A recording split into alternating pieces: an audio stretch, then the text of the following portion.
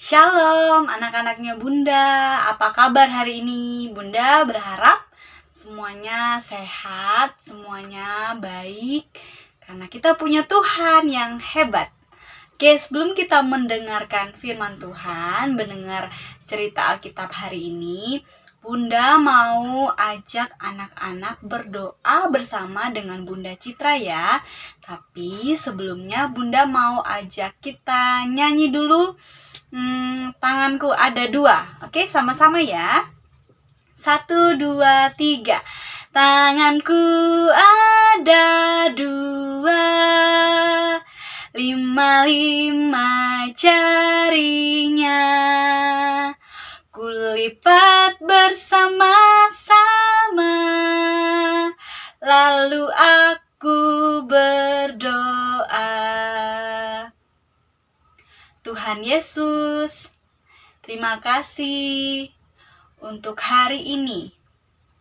Sebentar lagi saya mau mendengarkan firman-Mu. Berkatilah supaya saya dapat mengerti firman-Mu. Di dalam nama Tuhan Yesus, saya berdoa. Amin. Oke anak-anak, sudah siap untuk dengar cerita Alkitab hari ini?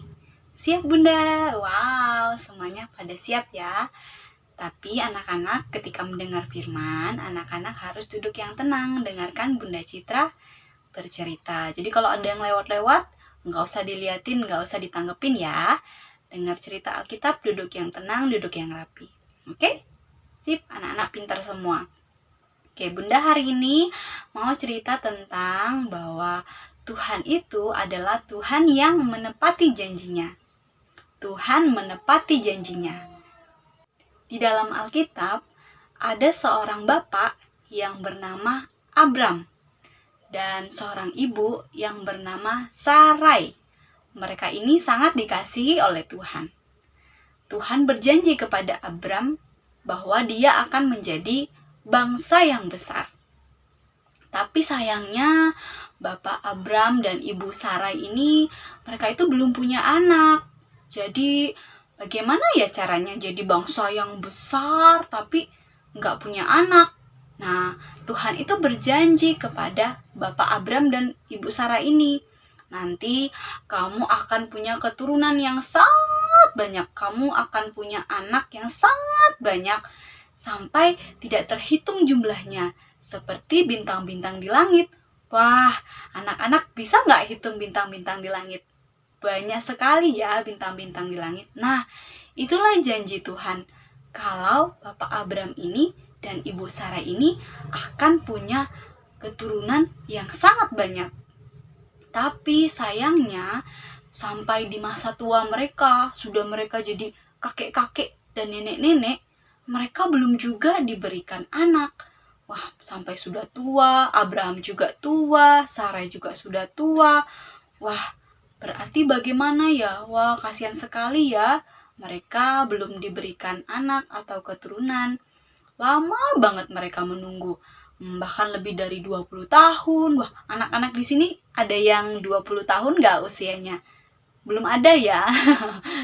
Belum ada yang usianya 20 tahun di sini. Tapi Bapak Abram dan Ibu Sarah ini, mereka itu sudah menunggu lebih lama dari 20 tahun. Lama sekali mereka menunggu sampai mereka itu jadi nenek-nenek, jadi kakek-kakek. Kapan ya janji Tuhan ini digenapi? Katanya. Karena sudah lama sekali mereka dijanjikan oleh Tuhan kalau mereka akan punya keturunan yang banyak. Nah, pada suatu kali, Tuhan datang kepada Abram dan berkata, "Hei Abram, namamu akan aku ganti menjadi Abraham, karena kamu akan menjadi bangsa yang besar. Dan istrimu, tadi yang Ibu Sarah itu, akan diganti menjadi Sarah." Dan Tuhan berjanji lagi, kamu akan punya keturunan dan kamu akan menjadi bangsa yang sangat besar. kok Tuhan berjanji lagi ya? Kapan Bapak Abraham punya anak? Masa janji-janji terus? Nah, suatu hari Bapak Abraham ini kedatangan 3 orang tamu. Bapak Abraham ini menyambutnya dengan sangat gembira. Gimana kalau ada tamu? Pasti diberikan makanan ya. Bapak Abraham ini dan Ibu Sarah ini yang tadi sudah diganti ya namanya. Jadi Bapak Abraham dan Ibu Sarah, mereka ini datang tamu, mereka menerima tamu dengan sangat gembira, dengan bersuka cita. Mereka memberikan susu segar, ada daging-dagingan, wah pokoknya banyak deh hidangan-hidangan yang enak. Siapa sih tamunya? Kok istimewa banget? Wah, ternyata tamu ini memang tamu yang istimewa anak-anak. Karena tamu ini adalah Tuhan yang menampakkan dirinya kepada Bapak Abraham. Tuhan berjanji kepada mereka akan memberikan mereka seorang anak. Wah, janji lagi nih. Kapan ya ditepatinya? Kok janji-janji terus? Tunggu dulu. Ini sangat berbeda anak-anak. Kalau yang tadi tuh Tuhan udah janji, tapi yang ini itu beda banget. Karena salah satu dari tamu Bapak Abraham ini bilang, tahun depan kita akan bertemu lagi. Dan istrimu yaitu Sarah akan melahirkan anak laki-laki. Wah, Tuhan berjanjinya bilang apa? Tahun depan. Wow, Tuhan bilang, si Abraham langsung gini, hah, janjinya jelas banget. Janjinya itu bilangnya tahun depan loh. Jadi tahun depan aku akan punya seorang anak laki-laki. Wah, lalu Bapak Abraham berkata, aduh, mungkin gak ya, soalnya kami ini sudah tua, bagaimana ya? Kemudian Ibu Sarah juga tertawa dalam hatinya, bagaimana ya aku bisa menjadi seorang ibu sementara aku sudah jadi nenek-nenek? Bagaimana ya? Dia tertawa dalam hatinya anak-anak. Tapi Tuhan kan sudah berjanji dan pasti Tuhan akan menepatinya. Meskipun si Sarah, Ibu Sarah tertawa dalam hatinya. Gak mungkin lah, kan aku sudah nenek-nenek katanya. Tapi ingat, yang berkata adalah Tuhan.